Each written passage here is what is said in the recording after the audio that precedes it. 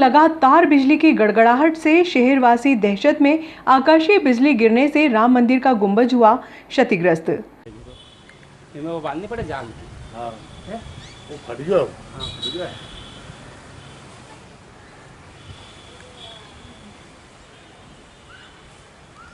बीती रात्रि तेज हवा और आंधी के साथ झमाझम बारिश हुई। गांव पाल्या में स्थित वर्षों पुराने राम मंदिर के गुंबज पर आकाशीय बिजली गिरने से क्षतिग्रस्त हो गया। बिजली गिरने से मंदिर के गुंबज को नुकसान पहुंचा। गुंबज का मलबा आसपास के मकानों पर गिरा, जिससे क्षेत्रवासी दहशत में आ गए।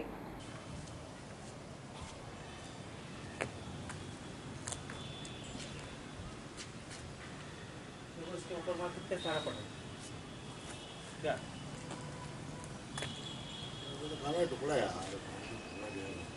क्या मैं उल्टा करता तो यहाँ दरवाजा मारा तो।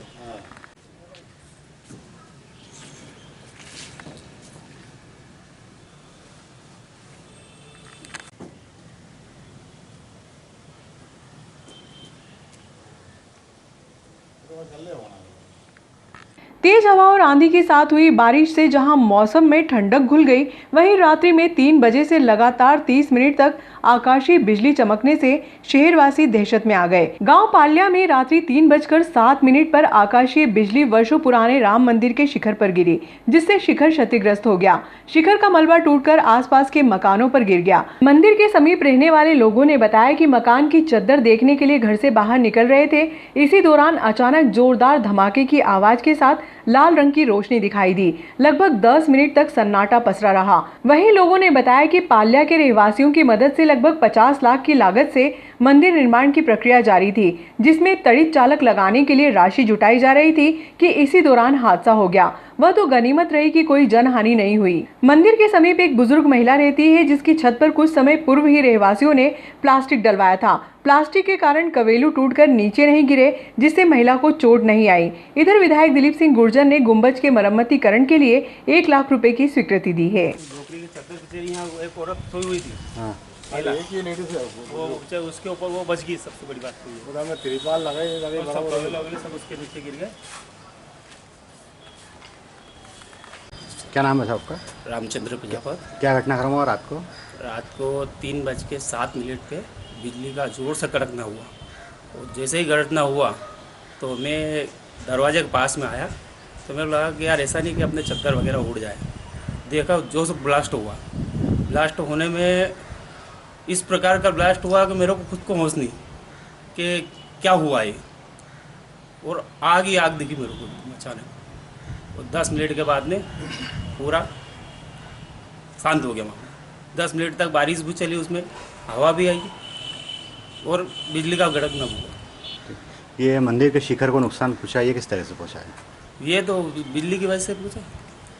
बिजली जैसे गिरने थी उस प्रकार से जो ज़बरदस्त तरीके से गिरी बिजली, तो गिरने से ये उसका नुकसान हुआ। आप खुद देख लो उस चीज़ को।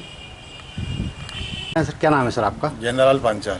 रात को क्या घटनाक्रम हुआ? रात में घटना हुई, जो बिजली जो गिरी है, यह मतलब आसपास वालों को बचा दिया राम जी ने, और श्री राम जानकी मंदिर है ये, और ये शिखर के ऊपर उन्होंने लोड ले लिया उन्होंने बिजली का। यह आया तो अगर शिखर के ऊपर नहीं गिरती तो आस वाले बस्ती वालों को बहुत नुकसान होता, न जाने कितने क्या हादसा हो जाता, बहुत खतरनाक होता हादसा। ये सब राम जी की कृपा हुई है, तो उन्होंने इनके ऊपर ही है समाधि ले ली उन्होंने बिजली की।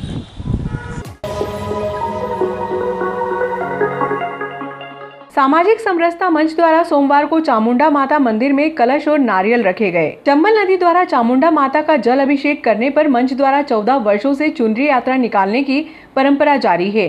कोरोना काल में सांकेतिक रूप से आयोजन किया गया। इस वर्ष कोरोना शिथिल जरूर हुआ है। चुनरी यात्रा का स्वरूप कैसा होगा, शासन की अनुमति प्रदान होने के बाद ही निर्धारित किया जाएगा।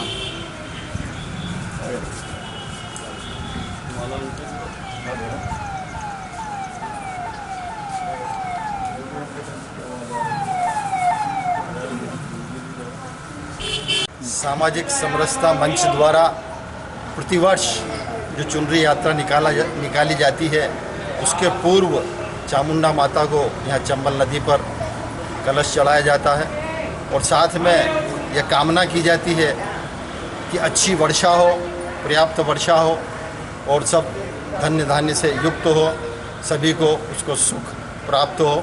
जब अच्छी वर्षा होगी तो सारे कार्य सुचारू रूप से बढ़िया चलेंगे, क्योंकि कहते हैं कि जीवन की अनमोल दवा पानी, पेड़ और शुद्ध हवा, ये तीनों चीज़ अगर है तो इस वातावरण में, जीवन में खुशियाँ लाती है। और सामाजिक समरसता मंच बिना किसी भेदभाव, जाति, पंथ, भेद, ऊंच नीच, इन सब को मिटाने के उद्देश्य से कार्य करता है।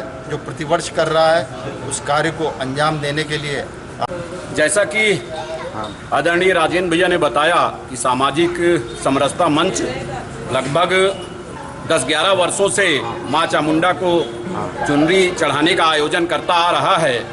लेकिन पिछले वर्ष से हमको सबको पता है कि कोरोना महामारी के प्रकोप के वजह से हमारे शहर के कई ऐसे होनहार जिनकी भरपाई नहीं हो सकती वो हमसे छोड़कर चले गए, और इसी कारण से पिछले वर्ष हम इस कार्यक्रम को अच्छी तरीके से बड़े मात्रा में नहीं कर पाए, और इस वर्ष भी लगभग अभी वही स्थिति है। लेकिन अगर मां चामुंडा की कृपा रही, भगवान का आशीर्वाद रहा, और जैसा कि अभी स्थिति सामान्य दिख रही है, अगर ऐसी स्थिति बनी रही तो हम खासकर इस बार की कलश के चढ़ाते समय ये भी भगवान से प्रार्थना किया है कि इस महामारी को जल्दी से जल्दी विदा करे और हम सब लोग चैन की सांस से जैसे कि पूर्ववर्ती जीवन जीते थे वैसा जिए, इसकी भी हम कामना करे हैं। और प्रतिवर्षानुसार इस वर्ष भी अगर सब कुछ सामान्य स्थिति रही तो सावन के आखिरी सोमवार को, जैसा कि हम प्रतिवर्ष करते आ रहे हैं, सावन के आखिरी सोमवार को हम एक भव्य चुनरी यात्रा का आयोजन करेंगे और मां चामुंडा में चुनरी चढ़ाएं। सामाजिक समरसता मंच के सभी उपस्थित सदस्यगण, प्रतिवर्षानुसार एक चुनरी यात्रा नागदा में निकाली जाती है भव्य रूप से। उसी के तहत आज हम कलश मां चामुंडा के चरणों में अर्पित करना आए हैं कि जब अच्छी वर्षा पूरे क्षेत्र में हो, जिससे खुशहाली रहे, किसान, व्यापारी सभी जो अभी परेशान है वो उससे निजात मिले। अगर वो अच्छी वर्षा मां चामुंडा करवाती है तो अच्छी एक शानदार चुनरी यात्रा नागदा में निकाली जाएगी। और सभी लोगों से निवेदन करता हूँ कि मां चामुंडा से और भगवान से प्रार्थना करें, इंद्र देवता प्रसन्न हों और यहाँ भरपूर बारिश क्षेत्र में हो। मां चामुंडा के चरणों में आज समरसता मंच के तरफ आज हम समरसता मंच की ओर से मां चामुंडा के चरणों में आज कलश रखकर मां से ये विनती की जा रही है कि अच्छी बारिश हो मां, और सभी आज समरसता मंच जो आज इस वर्ष प्रतिवर्ष इस वर्ष भी मां अगर का आशीर्वाद रहा तो चुनरी यात्रा भी सावन के आखिरी सोमवार को चढ़ाई जाएगी। अगर मां समरसता मंच विनती करता भगवान से, मां चामुंडा से, कि शहर में और पूरे देश में अच्छी बारिश हो, जिससे व्यापार, धंधा, खेती सभी हो और सभी का विकास हो, सभी का उन्नति हो, अच्छी प्रकार से सब सुख शांति से रहे। और ये जो कोविड महामारी है ये जल्दी से जल्दी मां चामुंडा से प्रार्थना करते हैं कि ख़त्म हो, जिससे हम भव्य चुनरी यात्रा निकाल सकें और अच्छी से अच्छी शहर में सद्भावना बनी रहे। और सभी व्यापारी और सभी समाज के बंधुओं से अनुरोध है कि सब बढ़ चढ़कर, यदि सावन के ये महामारी का प्रकोप नहीं रहा तो बढ़ चढ़कर चुनरी यात्रा निकालेंगे, उसमें सबका सहयोग रहे। इसी प्रतिवर्ष अनुसार इस वर्ष भी माता जी को बनाने के लिए कलश रखने आए हैं।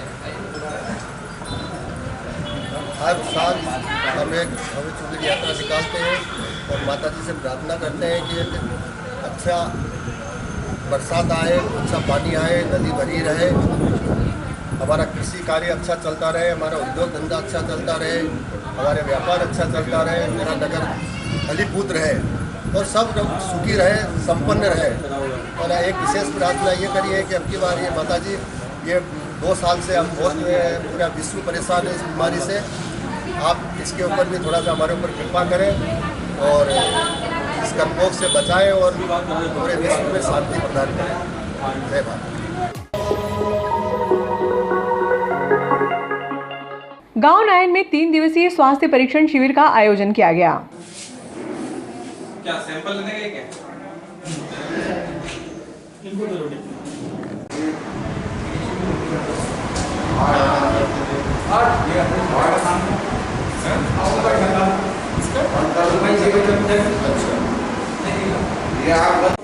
मेरा नाम डॉक्टर नंदी है, मैं ICMR भोपाल से हूँ।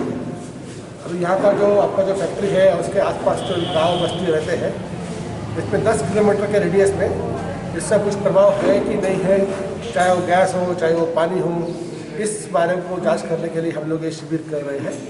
ये शिविर जो है जनवरी महीने से चल रहा है। इसके पहले भी बाकी 2-4 गाँव हमने कर लिया है। इस बार जो है हमने अभी ये नायन, नवटिया और कुछ गांव हमने किया है। तो इसमें हम देखेंगे कि जो आम जनता है उसका जो हेल्थ के ऊपर कुछ प्रभाव है भी या नहीं है, इसलिए ये जाँचें हो रही है। इसमें blood, urine, spirometry, ECG, medical जांच सब करेंगे। सभी का फ़ोन नंबर भी ले रहे हैं, उस फ़ोन नंबर पर उनकी जाँच की रिपोर्ट भी आ जाएगी, ताकि अगर कुछ हो तो लोग अपने बता सकते हैं। ये ओवरऑल एक उद्देश्य है कि कुछ जाँच पे कुछ हेल्थ, ओवरऑल हेल्थ जो है कुछ हो रहा है कि नहीं हो रहा है, इसकी जाँच करने की एक प्रक्रिया है बस। आज नायन में ग्रेसिंग के सहयोग से भोपाल से टीम जो आई है, ICMR की तरफ से टीम आई है और गांव में पूरे गांव के 18 वर्ष से 60 वर्ष के लोगों की पूरी शरीर की जांच करी है। उसमें ECG भी है, ब्लड टेस्ट है, ब्लड शुगर है, सभी प्रकार आई टेस्ट है, सभी प्रकार की जांच करी और कंटिन्यूस 3 दिन तक ये चलती रहेगी।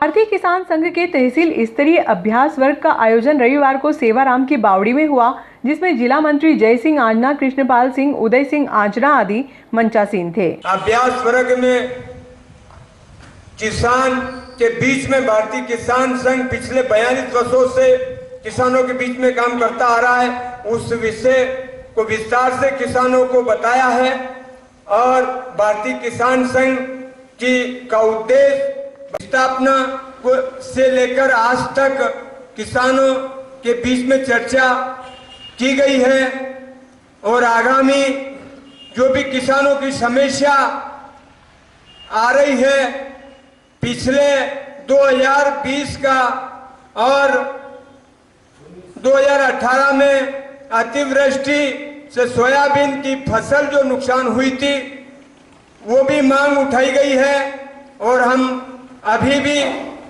आज के कार्यक्रम के माध्यम से सरकार से मांग करते हैं कि 2018-19 में जो सोयाबीन की फसल अतिवृष्टि से पूरी तरह से नष्ट हुई थी, उसमें वंचित फसल बीमा से जो वंचित किसान रह गए हैं उनको फसल बीमा दिया जाए।